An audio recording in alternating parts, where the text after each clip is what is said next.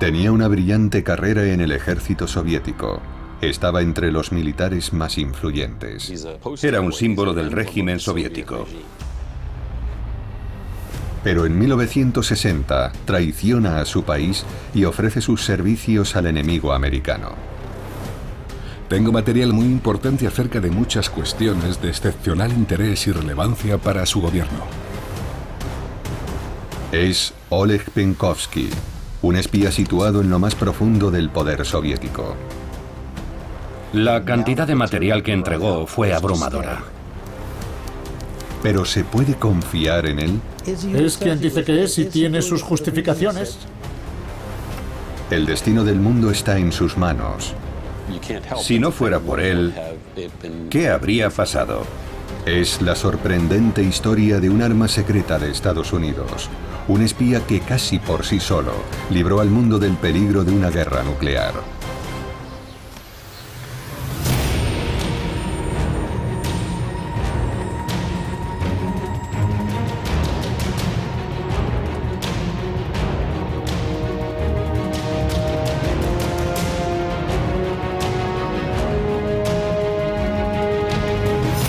Espías de guerra. El espía que salvó el mundo. Los Estados Unidos de América, la agresión y la subversión no serán rentables. Daremos respuesta a toda agresión. Autodeterminación para todos. ¿Quién puede hacer frente a Khrushchev? A principios de los 60, el presidente estadounidense y el secretario general del Partido Comunista de la Unión Soviética se atacan con sus intervenciones. Este es el país más rico, los Estados Unidos. Es el momento más crítico de la Guerra Fría y el mundo está dividido en dos bandos. En el oeste, el bloque liberal encabezado por los Estados Unidos. En el este, el bloque comunista, dirigido por la Unión Soviética. Separados por el telón de acero, los dos gigantes se provocan con la amenaza de las armas nucleares. En el corazón del Caribe, un pequeño enclave prosoviético hace subir la tensión en la Guerra Fría. Es la isla de Cuba. Buenas noches, conciudadanos.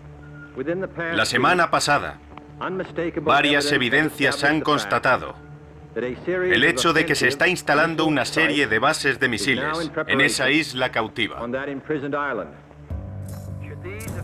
El 22 de octubre de 1962, el presidente Kennedy declara el establecimiento de un bloqueo naval alrededor de la isla para impedir la llegada de más armamento. La noticia se extiende como una onda expansiva. ¿Los enfrentamientos entre ambas potencias desencadenarán otra guerra mundial? Si Khrushchev hubiera decidido ignorar el bloqueo naval, creo que habría estallado la guerra. En 1962 existían probabilidades de que el conflicto fuese a peor. Y un camino que nunca elegiremos es el de la rendición o la sumisión. Nuestro objetivo no es la victoria de la fuerza. Mientras el mundo contiene el aliento, el presidente Kennedy se mantiene tranquilo. Su secreto es una fuente fortuita de información situada en el centro del poder soviético, en Moscú. Y alcanzaremos ese objetivo. Gracias y buenas noches.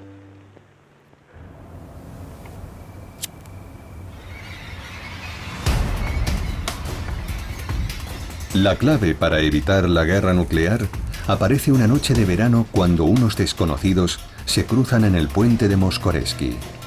Un hombre disfruta de la vista nocturna y dos estudiantes americanos, Eldon Ray Cox y Henry Lee Cobb, regresan de ver el ballet del Bolshoi. El desconocido les pide fuego y a continuación hace una petición bastante más sorprendente.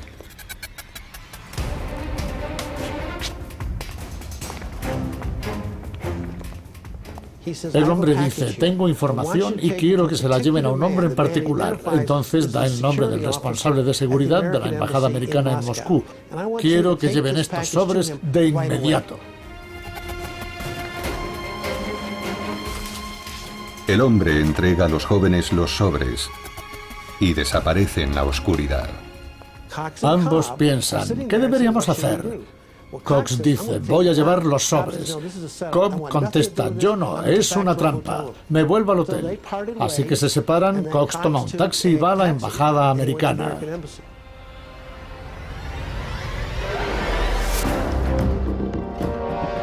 Aquí, en el cuartel general de la CIA, se conservan los documentos más confidenciales de la historia de los Estados Unidos. Gran parte es clasificada como alto secreto, pero entre los documentos que entrega el misterioso desconocido en el puente, hay 2 cartas idénticas escritas a máquina que se hicieron públicas hace unos años. Originalmente escritas en ruso, fueron traducidas al inglés por la Embajada de los Estados Unidos. Estimado señor, es un buen amigo quien se dirige a usted. Un amigo que ya se ha convertido en su soldado y guerrero por un mundo libre, por el que su presidente, su gobierno y su pueblo, ahora también los míos, están haciendo tantos sacrificios y esfuerzos. Le ruego confíe en la sinceridad de mis intenciones. En este momento tengo material muy importante acerca de muchas cuestiones de excepcional interés y relevancia para su gobierno. Las cartas no están firmadas. ¿Quién es este hombre misterioso y qué es lo que quiere?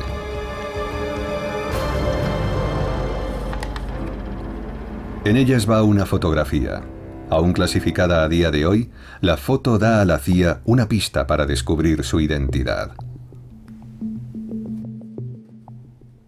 En la embajada americana, examinando la documentación, encuentran la foto de un hombre con uniforme militar, la cabeza recortada y una flecha que dice «Soy yo». Y en la foto también aparece un oficial estadounidense que había sido agregado militar en Turquía. Él sabe que a partir de esa foto vamos a buscar en los registros diplomáticos, a localizar a ese coronel y vamos a averiguar quién es el que aparece en la foto. Fue una buena jugada por su parte. Gracias a la foto y a las descripciones de los 2 estudiantes, la CIA no tarda en poner nombre al misterioso informante. Es el coronel Oleg Penkovsky. Durante la Segunda Guerra Mundial, este brillante oficial soviético asciende en la jerarquía del Ejército Rojo. En 1949 entra en la Academia Diplomática Militar, donde se entrenaban los futuros agentes del GRU, la agencia de inteligencia soviética, actualmente el directorio principal del Alto Estado Mayor de las Fuerzas Armadas de la Federación de Rusia. Con solo 30 años, alcanza el rango de coronel. Después de trabajar para el GRU en Turquía, recibe el nombramiento de subdirector y coordinador del Comité Soviético de Investigación Científica. Su misión, recopilar información técnica de los países occidentales. Sobre el papel, es un emblema del régimen soviético.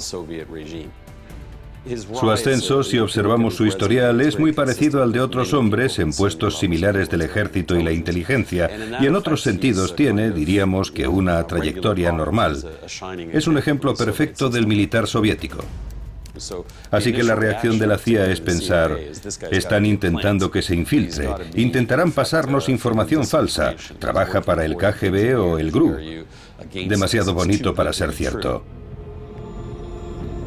A pesar de las dudas, la CIA envía a un agente de inteligencia a Moscú para contactar con Oleg Penkovsky. Si los motivos que aduce son reales, Occidente habría conseguido tener su primer topo en el corazón del poder soviético. Era una oportunidad que no podían dejar pasar. En la primavera de 1961 tiene lugar la primera reunión. El empresario y contacto del MI6 británico, Greville Wynne, recibe a una delegación de ingenieros y científicos en Londres. A la cabeza de este pequeño grupo está Oleg Penkovsky.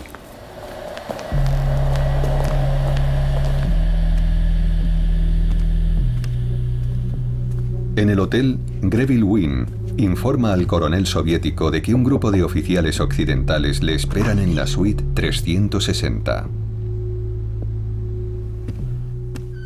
Allí estaban 2 agentes de la CIA, Joe Bullock y George Kisvalter.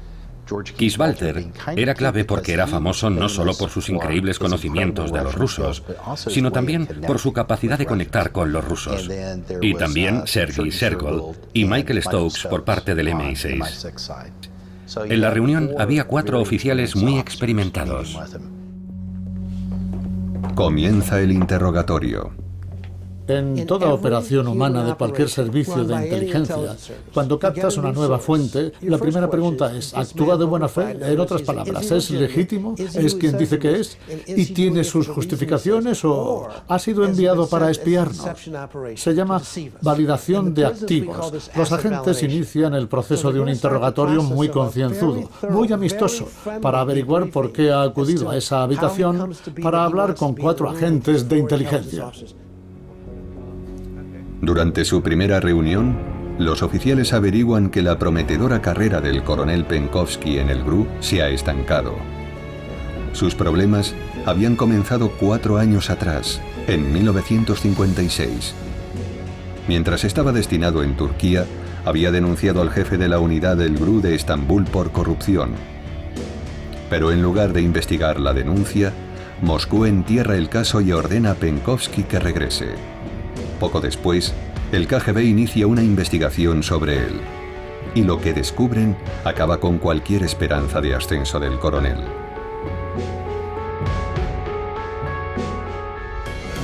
Hace alrededor de un año me convocó el jefe del directorio de personal para interrogarme sobre mi padre. Me dijo, estos son los antecedentes que usted declaró. Y esto es lo que hemos averiguado sobre su padre. Usted solo nos dijo que su padre había muerto. Lo dije porque mi padre fue oficial de la Guardia Blanca.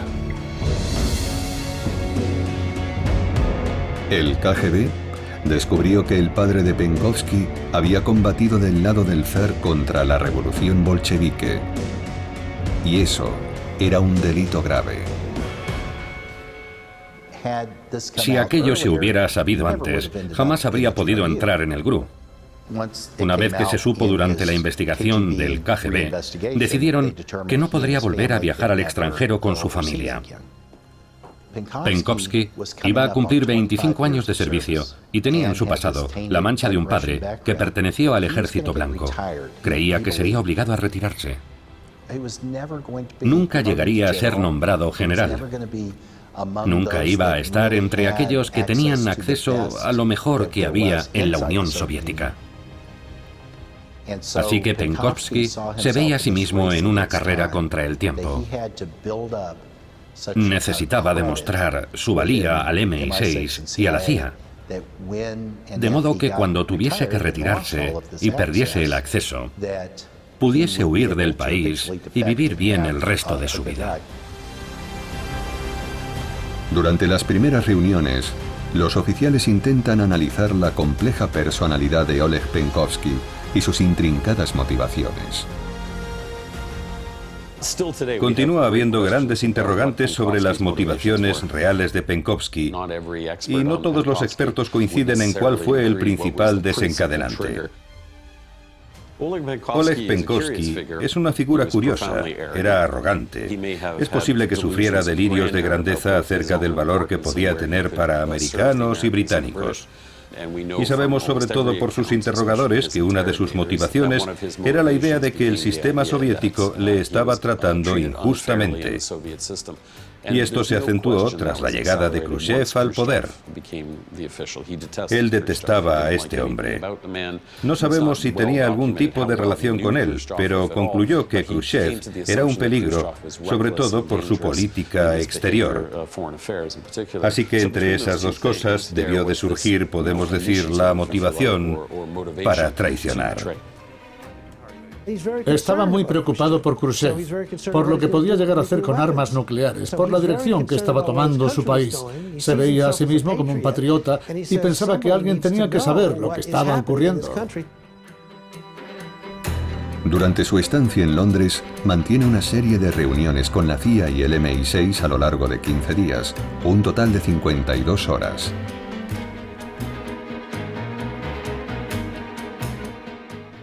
La razón por la que Penkovsky pudo reunirse sin problemas fue que cada vez que viajaba a Occidente, venía con una lista de encargos gigante, no solo para su familia, sino para todos sus amigos. Y lo que solíamos hacer para que no tuviera que dar explicaciones de sus ausencias era comprar todos los encargos mientras él dedicaba ese tiempo a pasarnos información. Después volvía a su habitación y tenía allí lo pedido. Así podía justificar ese tiempo. Había estado comprando todo lo que la gente de la Unión Soviética deseaba y no podía conseguir. Cientos de páginas de conversaciones transcritas revelan infinidad de detalles sobre el GRU, el núcleo de la inteligencia militar soviética. Es una organización que Penkovsky conoce como la palma de su mano, porque está dentro. Los documentos técnicos eran asombrosos, increíbles. Nos pasó datos de más de 300 oficiales del KGB y el GRU. Nombres, fotografías, era maravilloso. Aunque no hubiéramos vuelto a reunirnos, lo que nos había dado no tenía precio. La cantidad de material que nos entregó fue abrumadora. Se quedan boquiabiertos con lo que está contando. Es la gallina de los huevos de oro. Proporciona una cantidad ingente de información secreta que jamás habían imaginado.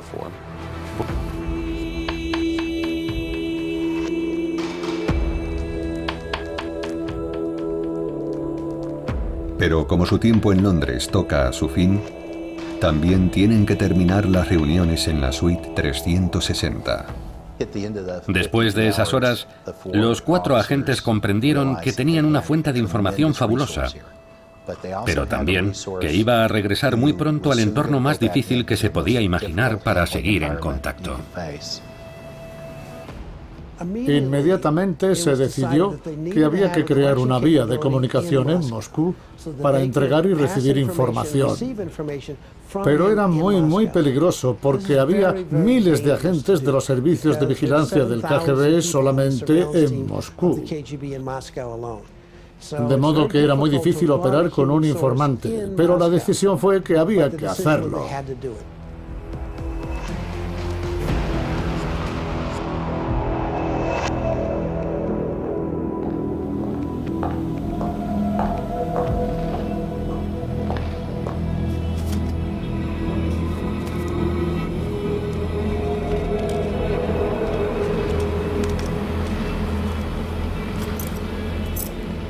De vuelta en la capital soviética, a pesar del peligro, continúa trabajando para sus nuevos aliados occidentales.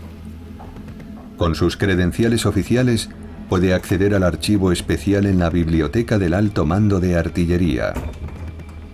Aquí es donde el régimen mantiene los documentos más confidenciales sobre el desarrollo de su arsenal militar.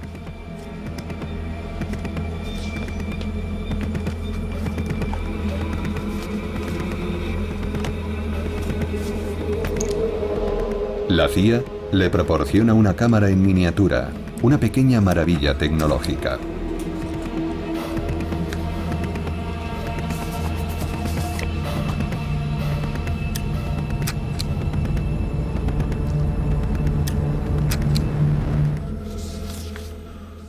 Durante la Segunda Guerra Mundial, la cámara Minox se convirtió en la cámara de espionaje perfecta para copiar documentos por varias razones. La primera era muy pequeña, muy fácil de esconder.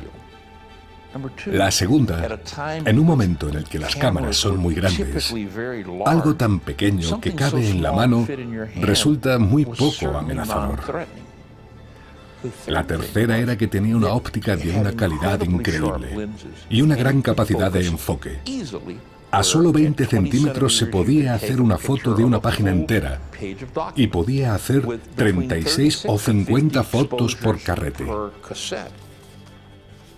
Solo había que sacarla del bolsillo, abrirla y estaba lista para disparar. La situabas sobre el documento a la distancia necesaria y hacías la foto. Era cuestión de segundos. Y la utilizaron todos los principales servicios de inteligencia durante la Segunda Guerra Mundial. Durante días, el espía fotografía incontables documentos en el más absoluto secreto.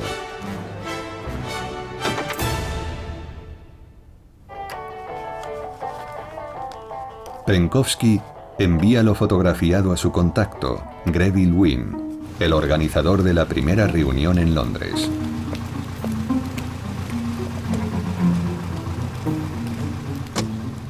El industrial británico viaja con frecuencia entre el este y el oeste, por lo que es el correo perfecto para el MI6 y la CIA.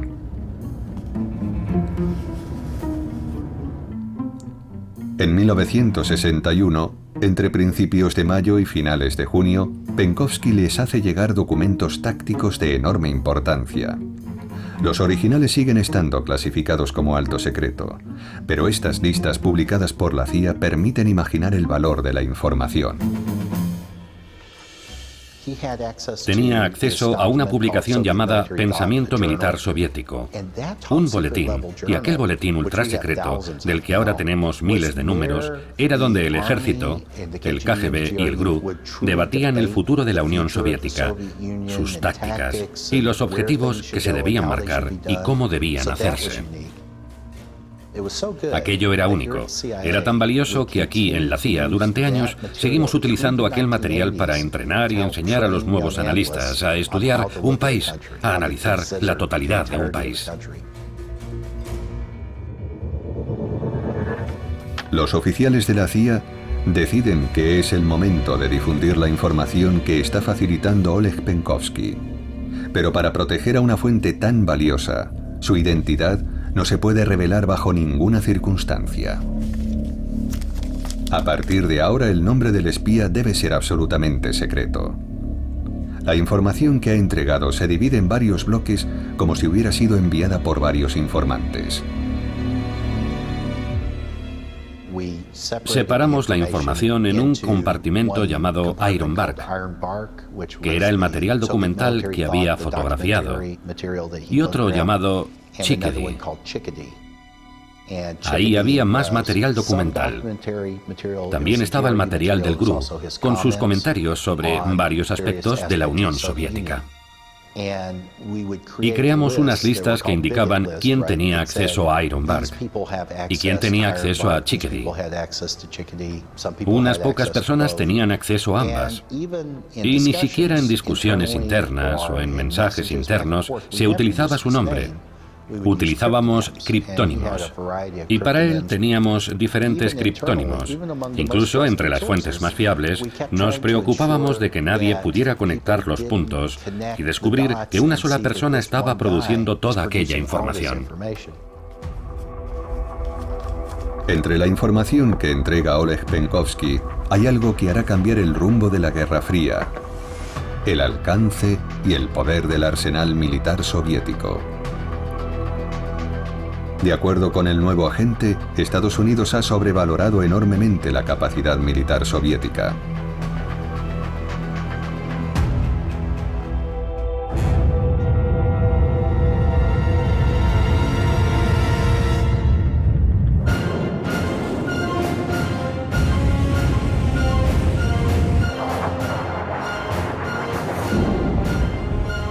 A finales de los años 50, tanto Estados Unidos como la Unión Soviética tienen la bomba atómica. Ambos bandos compiten por construir el misil más potente posible, con el máximo alcance y la máxima precisión.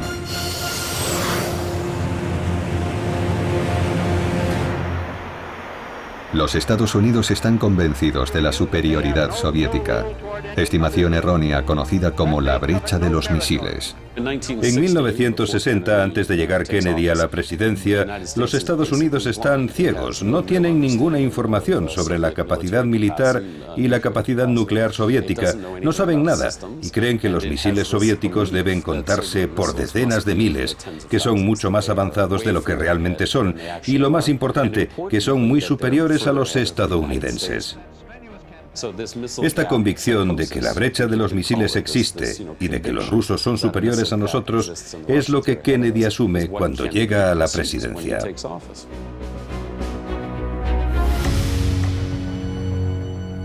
Oleg Penkovsky insiste en que la temida brecha de los misiles es una ilusión Afirma que la mayoría de los misiles nucleares soviéticos ni siquiera están operativos. Nikita Khrushchev tiene un extraordinario talento para mentir. En lo relativo a misiles estratégicos y ataques con armas estratégicas, miente y declara tener lo que desearía tener como si lo tuviera. Créanme, miente como un bellaco. La información que aporta Penkovsky sobre la debilidad del arsenal soviético llega hasta figuras prominentes de la CIA y de otras agencias gubernamentales. Pero el secretismo que rodea esta nueva fuente despierta sospechas. Sobre todo porque las revelaciones de Penkovsky contradicen las convicciones más arraigadas sobre el poder militar soviético. La interpretación ortodoxa de la realidad soviética hasta las revelaciones de Penkovsky era que estábamos por debajo de la capacidad de la Unión Soviética, que tenían un sistema de misiles superior al nuestro, y eso es lo que pensaban desde los líderes a los militares americanos, la inteligencia americana y el electorado. Y ahora lo que estás haciendo es pedir que piensen lo contrario, que cambien su punto de vista, y algunas personas no están dispuestas.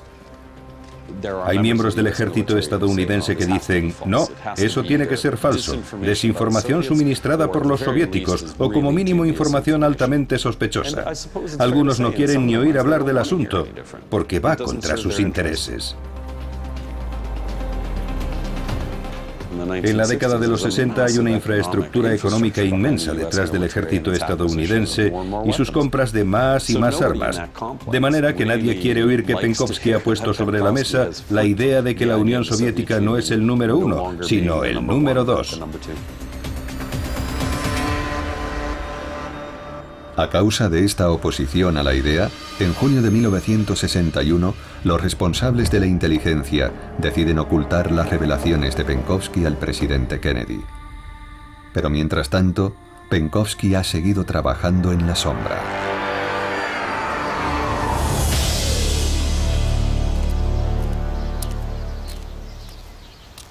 Tiene ahora un nuevo contacto para hacer las entregas de material. Janet Chisholm, de 31 años, madre de 3 hijos y esposa de un miembro del MI6 destinado en la Embajada Británica en Moscú. Janet había sido secretaria en el MI6. No era una agente entrenada, pero por otra parte era bastante normal. Sobre todo en aquellos tiempos, en los que la familia, el matrimonio, jugaban un papel muy importante. Hoy, Penkovsky tiene que entregar a Janet Chisholm una carta y 7 microfilms ocultos en una caja de bombones. La entrega fue muy discreta. Él pasa por allí y al ver a los niños, le da a ella la caja de bombones, que la mete en su bolso e inmediatamente después saca otra idéntica, otra caja con bombones de verdad. Y él sigue su camino. Fue una entrega rápida y perfectamente ejecutada.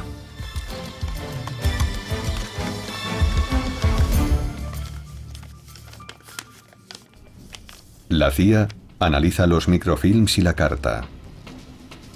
En ella se alude a la ciudad que concentra las mayores tensiones desde la Segunda Guerra Mundial, Berlín. Tras la rendición de la Alemania nazi en 1945, los vencedores dividen el país. Berlín, la capital, queda aislada en la zona rusa, pero los aliados deciden partir la ciudad en 4 sectores. Al este, los soviéticos. Al oeste, americanos, británicos y franceses.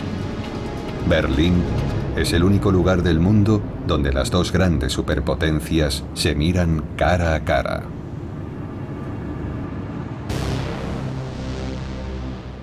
Básicamente lo que había eran 2 bandos ideológicos, políticos y económicos enfrentados a un par de calles de distancia en el centro de Berlín. Es una situación muy extraña. En Berlín se acostumbran a que haya 4 autoridades en su ciudad. Incluso hay vehículos en los que viajan un policía británico, uno francés, uno americano y uno ruso patrullando. Lo anormal y lo insólito se convierten en lo normal.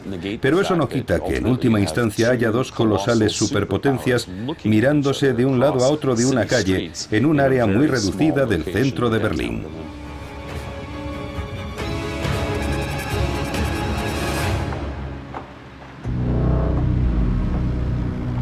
Pero una mañana del verano de 1961, el mundo se despierta y descubre estupefacto un muro de unos 156 kilómetros de longitud y casi 4 metros de altura que divide el corazón de Berlín. La capital alemana queda literalmente partida en 2.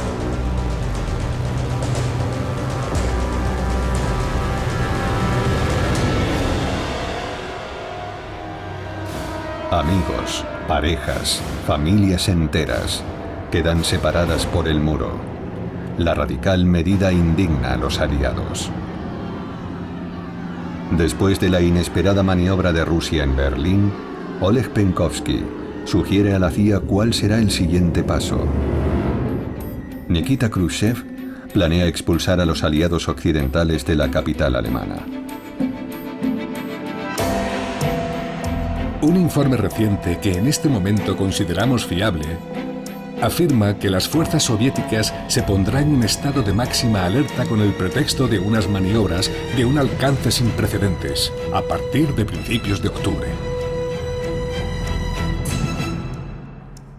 Con lo que Khrushchev amenaza en Berlín es básicamente con la guerra. Decía que iba a firmar un tratado de paz con los alemanes orientales, que iba a cerrar todas las carreteras y aeropuertos. Todo esto tenía el potencial de desencadenar una guerra, e iba a hacerlo en menos de un año. Pero en sus informes, Penkovsky va aún más lejos. Tras revelar los planes de Khrushchev para Berlín, afirma que los Estados Unidos deben mantenerse firmes ante el ruido de sables ruso. Teniendo en cuenta que podría estallar la Tercera Guerra Mundial, Allen Dulles, director de la CIA, decide que es necesario informar al presidente Kennedy. La idea en aquel informe era que Khrushchev estaba lanzando un farol. Y a su vez, Kennedy leía en los informes de Penkovsky que Khrushchev mentía. Que en realidad todo lo que decía no era más que un gigantesco farol para ocultar el hecho de que la Unión Soviética era mucho más débil militarmente de lo que aparentaba, y el hecho de que en realidad Khrushchev no tenía ninguna intención de resolver aquella situación por la fuerza. Y a la luz de todo aquello, Kennedy se enfrentó a esta crisis con una especie de nueva confianza. Para que una ciudad o un pueblo... Ahora los estadounidenses están convencidos de que la superioridad militar soviética es una ilusión. Finalmente, el presidente Kennedy decide seguir el consejo de Penkovsky y mantenerse firme. Berlín Oeste tiene hoy esa libertad. Y el objetivo de nuestra política es que continúe disfrutándola. El 21 de octubre de 1961, el subsecretario de Defensa estadounidense hace una declaración pública en Palm Springs, California. No existe filmación del evento, pero la transcripción se ha conservado cuidadosamente en los archivos de la CIA.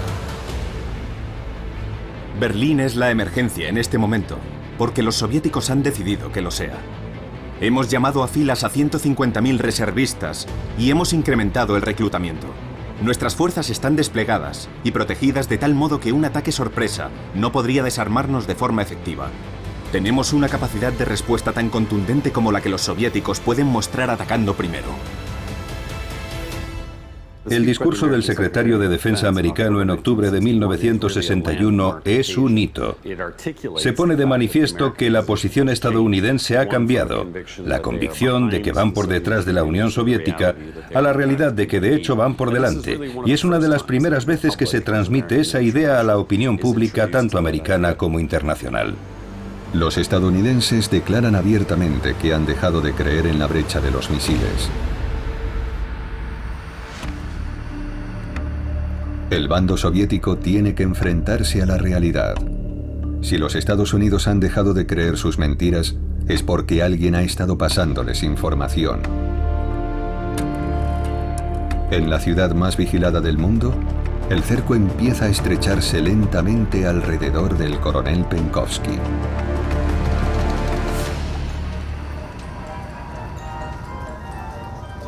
A finales de 1961, Penkovsky continúa entregando información a su contacto, Janet Chisholm, ajeno a la intensa vigilancia a la que es sometido por el servicio secreto soviético. Fue descubierto por un espía soviético infiltrado en alguna agencia de inteligencia occidental. Hay numerosas hipótesis, pero nadie lo sabe a ciencia cierta. En enero de 1962, Penkovsky envía un informe alertando a sus responsables de que han estado siguiendo a Janet.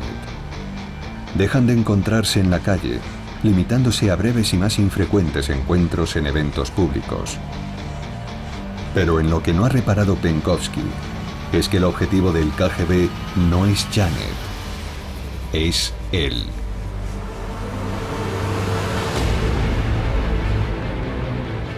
El servicio secreto soviético le sigue a todas partes. Su domicilio se encuentra permanentemente vigilado e incluso llegan a registrarlo cuando está ausente. ¿Cómo hacen para entrar sin ser descubiertos? Esto me lo contó Yuri Nusenko, que era el superior directo del agente del KGB que participó. Huyó a los Estados Unidos y murió hace tiempo, pero me dijo, pusimos medicina negra en su asiento. Y yo le dije, ¿cómo? Y me contestó, sí, pusimos una sustancia tóxica en el asiento y la absorbió a través de la ropa. Se puso enfermo y se fue al hospital. Y mientras estaba allí, tuvimos libre acceso a su casa. Cuando el KGB entró en su casa, encontraron la cámara proporcionada por la CIA y las claves de un solo uso que utilizaba para encriptar material que solo puede facilitar una organización de espionaje. El cerco se estrecha alrededor del hombre que ha traicionado a la Unión Soviética. Pero a pesar de los riesgos, Oleg Penkovsky continúa trabajando para las agencias de inteligencia occidentales y parece haber alcanzado un punto culminante en su frenético intento de transmitir el mayor volumen de información posible. Realmente no había forma de frenarlo. Hacía demasiado, producía demasiado. Cuando piensas en el hecho de que estuvo una y otra vez en una sala de la biblioteca de la Academia Militar e hizo 8.000 fotos con aquella pequeña cámara, estaba empeñado. Se esforzaba en ser reconocido como el mejor y perdió el instinto de protección hasta que fue demasiado tarde.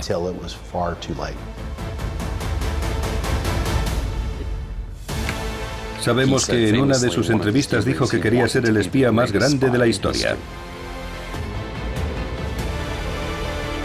Por suerte, Penkovsky tuvo tiempo para enviar miles de páginas de información a Occidente, porque al mismo tiempo que se descubre su traición, se precipita una de las mayores crisis de la Guerra Fría en un pequeño país que cada vez preocupa más al bloque occidental: Cuba.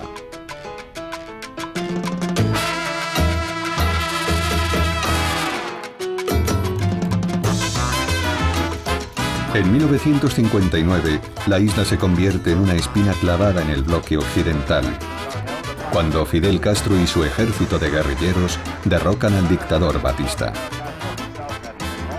El nuevo régimen enfurece a Washington al nacionalizar propiedades estadounidenses. Y en 1960, cuando Castro y Khrushchev se convierten en aliados, Cuba corta con las relaciones diplomáticas estadounidenses.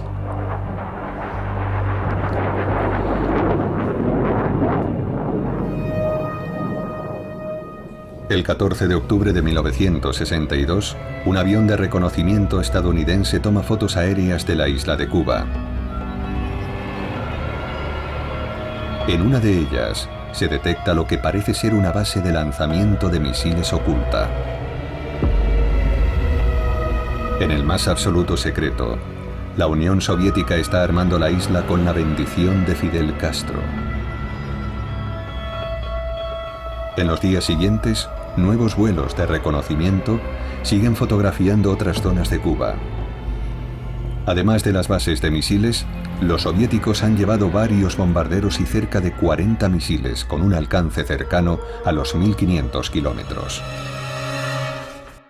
Buenas tardes, conciudadanos. Este gobierno, fiel a su promesa, ha continuado vigilando estrechamente la actividad militar soviética en Cuba. En el curso de la última semana, hemos obtenido pruebas de la construcción de una serie de bases de misiles en esa isla cautiva. Kennedy tiene que tomar una decisión. Curtis LeMay y los demás consejeros le están diciendo que invada. Mire, tiene justificación más que suficiente para invadir Cuba antes de que esos misiles estén activos y se conviertan en una verdadera amenaza para los Estados Unidos. Kennedy argumentaba que si de repente invadíamos Cuba, ¿no se parecería mucho a Pearl Harbor? ¿Cómo iba a mirarnos el mundo? Kennedy estaba buscando una alternativa, algo que permitiera evitar la invasión directa. Mientras se sopesan distintas estrategias, el presidente Kennedy estudia con atención los informes diarios de la CIA. En muchos aparece el nombre Iron Bark, que indica que se basan en inteligencia proporcionada por Oleg Penkovsky. Hay 22 bases de misiles tierra-aire localizadas en Cuba, de las cuales 9 ya son individualmente operativas. El lanzamiento inicial puede tener lugar después de una alerta. Un nuevo lanzamiento desde la misma lanzadera tardaría entre 3 y 5 minutos. Las características de los misiles, su potencia, su alcance, sus especificaciones técnicas. Gracias a Penkovsky, las autoridades estadounidenses pueden evaluar el verdadero alcance de la amenaza.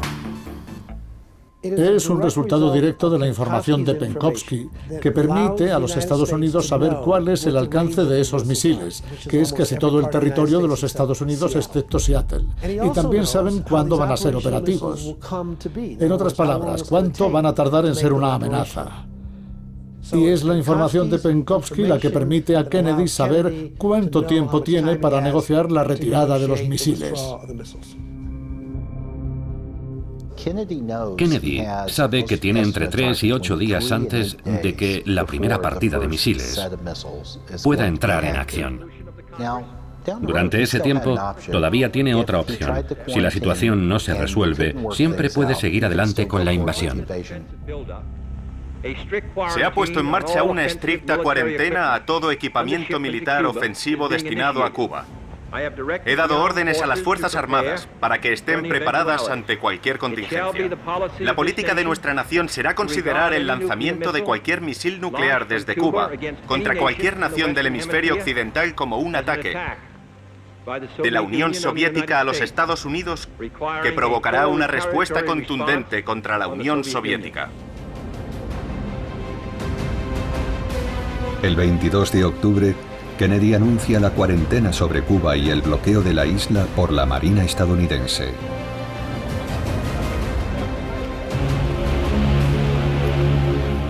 Kennedy decide que hay que encontrar una solución para la retirada de los misiles que permita a los soviéticos salvar la cara.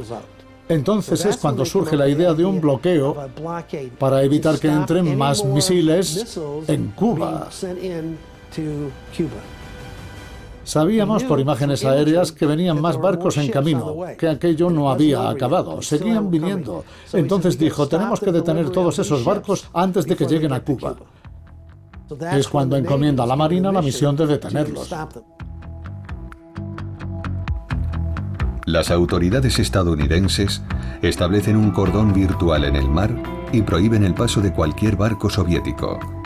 La violación de este bloqueo se considerará un acto de guerra.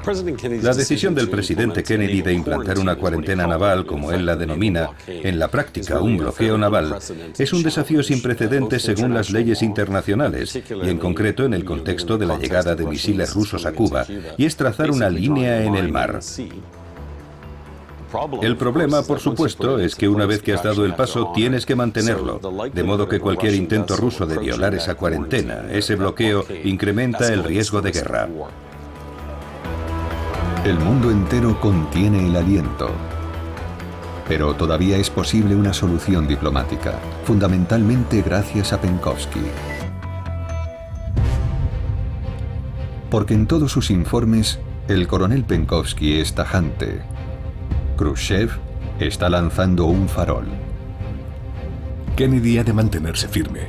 Khrushchev no va a lanzar ningún misil. No está preparado. Respeto y amo a los Estados Unidos, y si yo fuera Kennedy, me mantendría firme. El mensaje que se repite constantemente en todo lo que se transmite a los americanos es la idea de que Nikita Khrushchev va de farol. Que casi en todos los sentidos la Unión Soviética es básicamente un tigre de papel.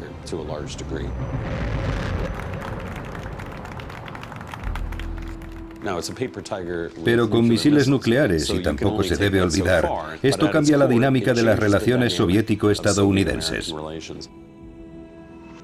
Insto al presidente Khrushchev a detener y eliminar esta clandestina, temeraria y provocativa amenaza a la paz mundial y a la estabilidad de las relaciones entre nuestras dos naciones.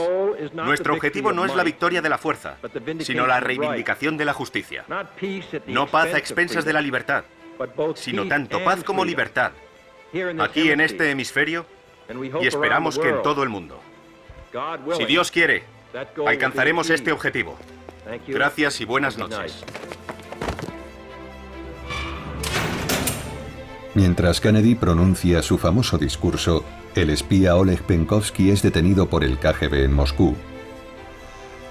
Los estadounidenses han perdido a su más valioso aliado, pero aún no lo saben. 2 días después, el 24 de octubre, 12 barcos soviéticos dan media vuelta por orden de Khrushchev. Los demás se detienen.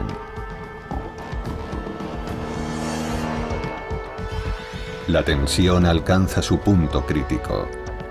La línea trazada alrededor de Cuba representa el límite más allá del cual está la guerra nuclear.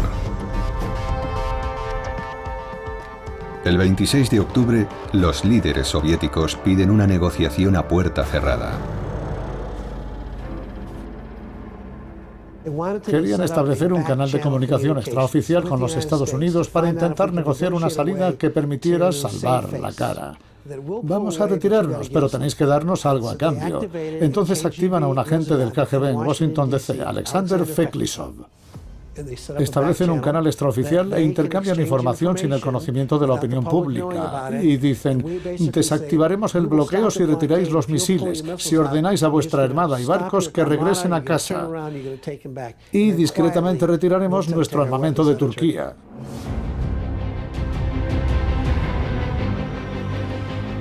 Las negociaciones avanzan en secreto a lo largo de varios días. Pero durante este tiempo, el enfrentamiento continúa y los dos bandos mantienen sus posiciones. Todo el mundo está alerta y preparado para actuar ante la menor agresión. Finalmente, el 28 de octubre la Unión Soviética retira sus barcos y acepta desmantelar todas sus instalaciones militares en Cuba. A cambio, los americanos se comprometen a no atacar la isla. Y en secreto, Kennedy también promete retirar los misiles con cabezas nucleares instalados en Turquía, Italia y Gran Bretaña. La crisis ha pasado y el mundo vuelve a respirar.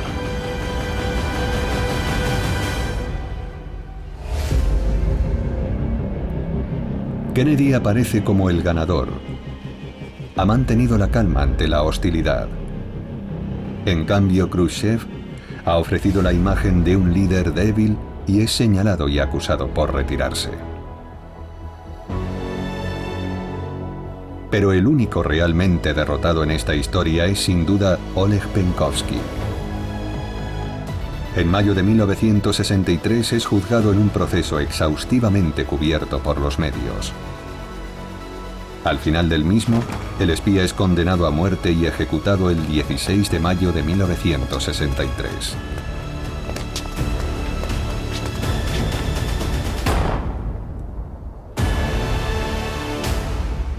Este brillante militar soviético dio su vida por una causa en la que creía. En solo 18 meses, hizo temblar los cimientos de la poderosa Unión Soviética y alteró el equilibrio de poder entre el este y el oeste. Los expertos coinciden. Oleg Penkovsky jugó un papel crucial en la resolución de la crisis más grave de la Guerra Fría. Lo que hizo Penkovsky fue dar a los americanos, en uno de los momentos más críticos de la historia humana, la crisis de los misiles cubanos, una comprensión de la situación que antes no tenían.